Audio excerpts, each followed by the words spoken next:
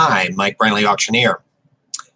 I noted the Illinois governor had said that he issued an executive order concerning the coronavirus, the pandemic, and said to somebody that yes, possibly businesses that the state licenses might be subject to disciplinary action or have their license suspended or revoked if they didn't follow the governor's order.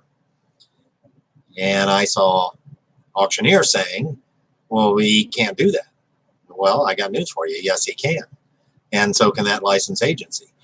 And if you're an auctioneer and you're in a licensed state, there is a regulatory agency, a state agency, that likely governs licensing, and they report up through to the governor, as probably all state agencies eventually report to the governor. The governor says, the chief executive officer of your state says, if you don't follow my directive, that's going to be a violation of state law and your license may be in jeopardy. Seems reasonable to me. Now, of course, an executive order could exempt licensure application, disciplinary action.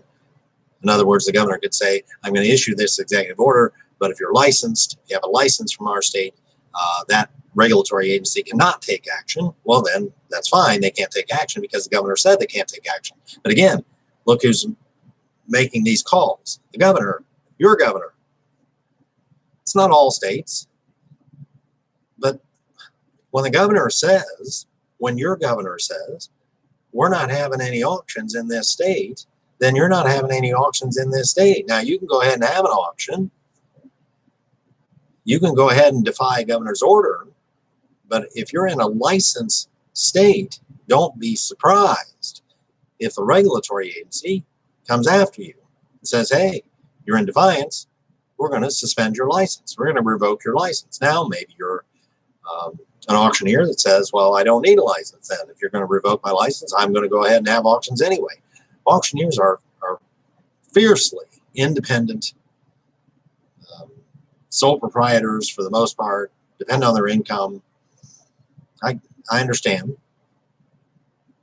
But if you're operating without the needed license, most licensed states take a dim view of that and would probably go to court and likely get a cease and desist order. And they might send the sheriff or other police out to your auction and stop your auction.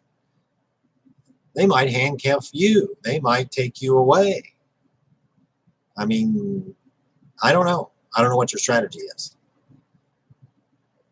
Most states where the governor has said no live auctions, for example, you can still have online auctions. And why aren't you doing that? And many of you are. Good for you. Good for you.